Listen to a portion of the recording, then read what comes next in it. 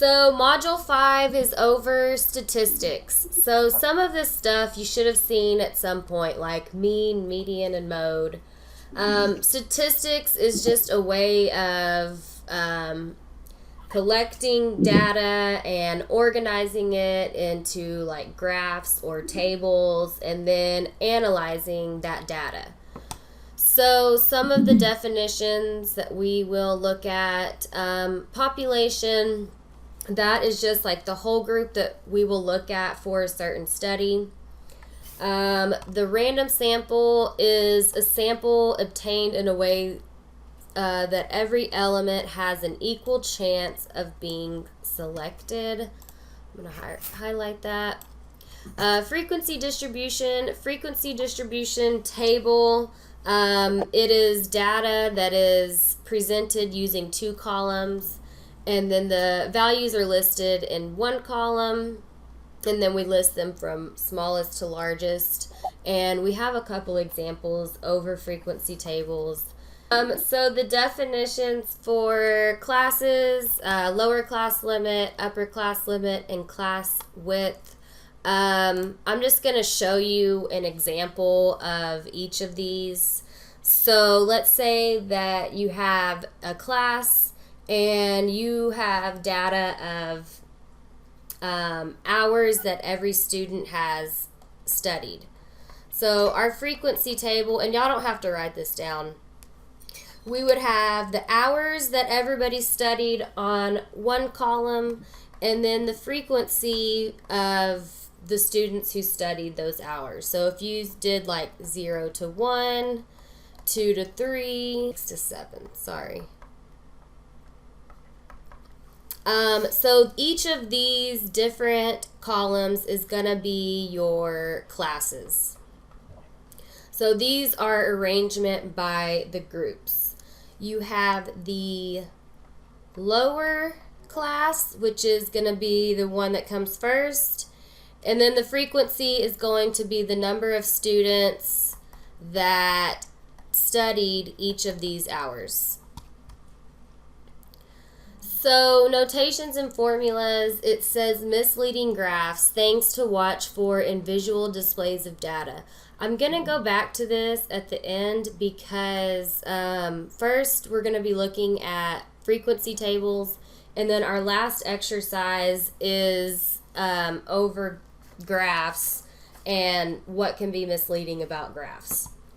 So exercise 1 says the city council of a large city needs to know whether its residents will support the building of 3 new schools. The council decides to conduct a survey of a sample of the city's residents. Which procedure would be most appropriate for obtaining a sample of the city's residents? So we want to find what's most appropriate, and we are looking at the city's residents. So on these questions, the best way to do these is just by process of elimination. So whichever answer is incorrect. So A says to survey a random sample of teachers who live in the city. So this one is probably not the most appropriate because this is only looking at the teachers who live in the city, not the city's residents. So I'm going to mark that one out. On B, it says to survey 100 individuals who are randomly selected from a list of all people living in the state in which that city in question is located. So do y'all think that this would be the most appropriate procedure to obtain a sample of the city's residents? So far, without looking at the other 2. Do what? So far? So far, you think this is it? Yeah.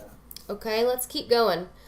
C says to survey a random sample of persons within each neighborhood of the city. What do y'all think about this one? Perfect. Yes. Okay. What about B? What in this?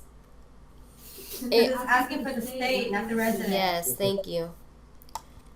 So far C is our winner. And then what about D? Survey every 10th person who enters City Hall on a randomly selected day. So we can mark this one out too because this is only looking at people entering into City Hall, not looking at the city's residents.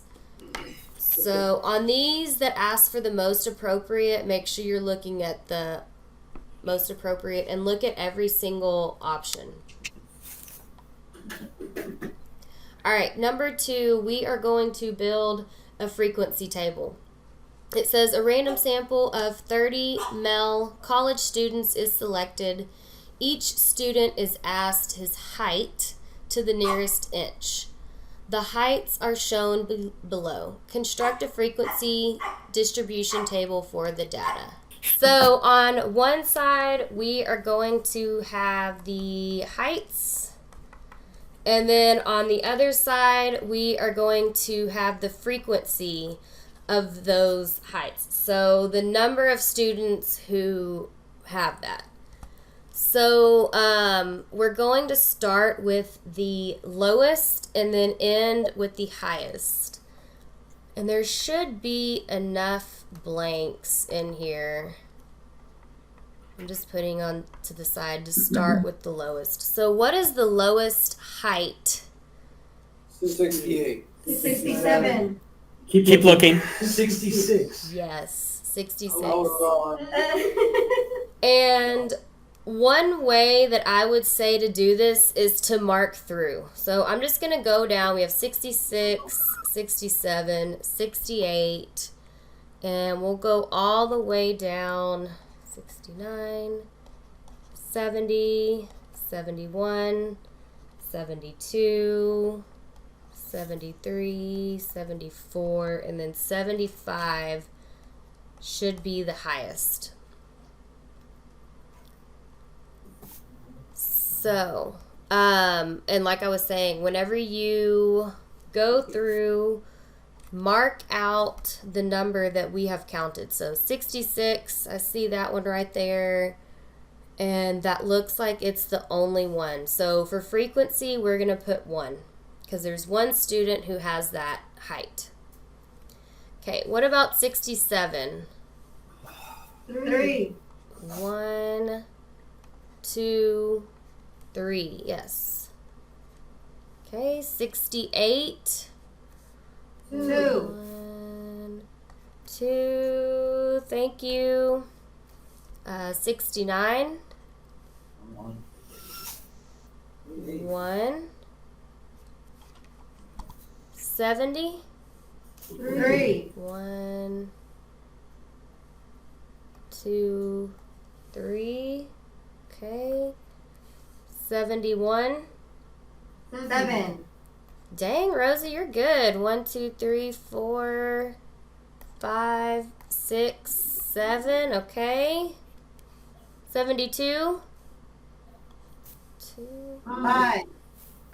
3, 4, 5. Am I going too fast? 73. 1, 2, I got 3, 4. I only got 4 for 72. For 72, only counted 4. There's 5. No, there were 5. There were 5 72s. You overlooked 1. Yeah. The first time I went through, I counted 4, and then I double checked it, and I thought, oh, I missed 1. It's 5.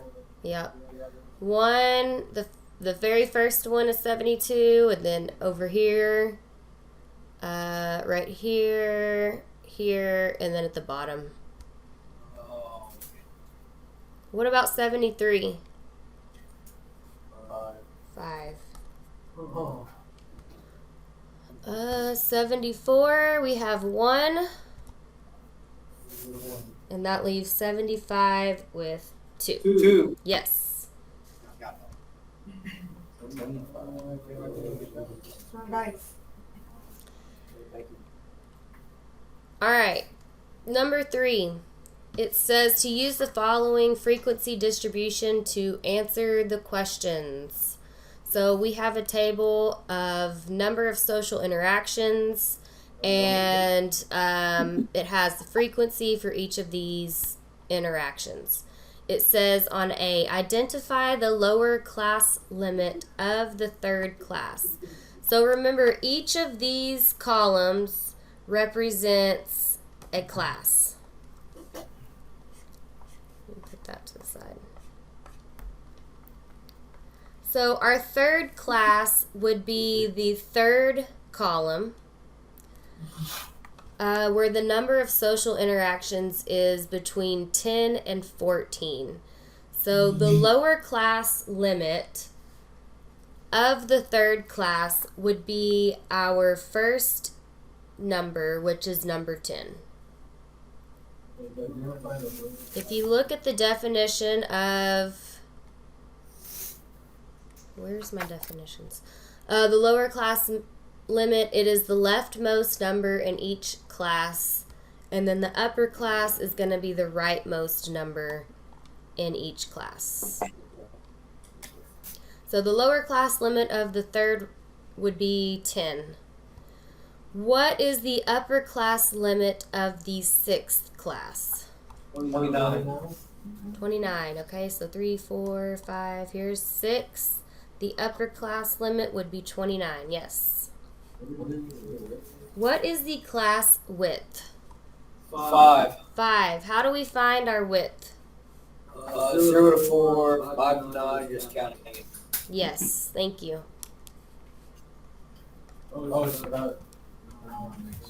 How many students have at least 30 social interactions for the week? 19. 13, right? Wait, what? 13. So at least 30 would be from here and down. Oh, And we would add these up. yeah, 13. 13, yes. Do we all have 5? Yeah. How many students had at most 14 social interactions? 3. So at most means we can't go over 14. 7.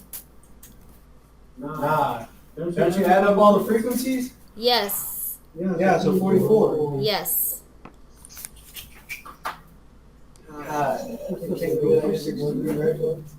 44. Any questions over those? Wait, can you repeat that last one? So at most, it says how many students had at most 14 social interactions. So that means that we can't go over 14. So we would be looking at the first 3 rows. These are the number of students who had each of those interactions. So we would add up 12, 16, and 16. Does that make sense? Yes. Okay. Thank you. You're welcome. All right, the last page, it says describe what is misleading in each visual display of data. So I'm going to go back up to our notations and formulas and look at these things to watch for in graphs. So number 1 says, is there a title that explains what is being displayed? 2, are numbers lined up with tick marks on the vertical axis that clearly indicate the scale? Has the scale been varied to create a more or less dramatic impression?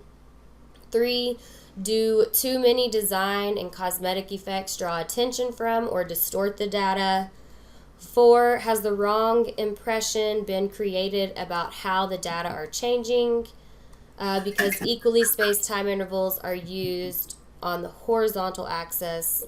Furthermore, has a time interval been chosen that allows the data to be interpreted in various ways? 5, are bar sizes scaled proportionately? 6, is there a source that indicates where the data in the display came from? Do the data come from an entire population or a sample? Who is presenting the visual display, and does that person have a special case to make for or against the trend shown by the graph? So those are some things to look for in graphs. So 4, we are going to describe what is misleading in each of these graphs. The percentage of US. The first one, what was it? No title. No force. Okay, no title. What's taking up half of the pie, yet it only says 29%.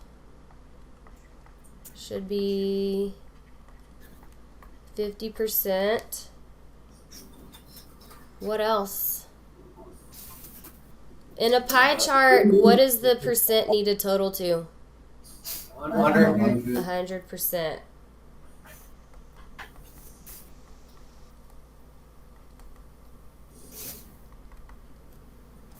So there's a couple things wrong. What about this one? We have the scores of students. Is there a question like this on the test? There is a question like this.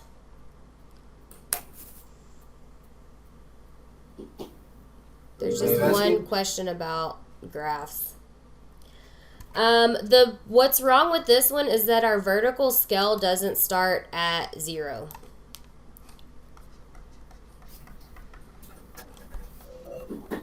And I think it's multiple choice. So you'll have like options. What about this one down here? The world population in billions. The year? Yes, the years. What's wrong with the years? We're not even in 2026 yet. It's not consistent with years, it's just different types of years. Yes, the width between the years is not equal or divided equally. But you are right too. We're not even at 2026 yet. Is not equal. Where are you at? Not here yet. And also, there's really not any labeling or a scale. No scale or labeling. And then what about this last one? The percentage of U.S. households watching ABC, CBS, and NBC in prime time. The images get smaller. Yes. That's more than 100. Actually, never mind, that doesn't matter. The images are off scale. Okay, any comments or questions? What's wrong with that? It's being off scale. I mean, I think that's just trying to portray. It makes sense to me. It's because it's just whenever you're displaying data, you want everything to be proportionate and shown equally.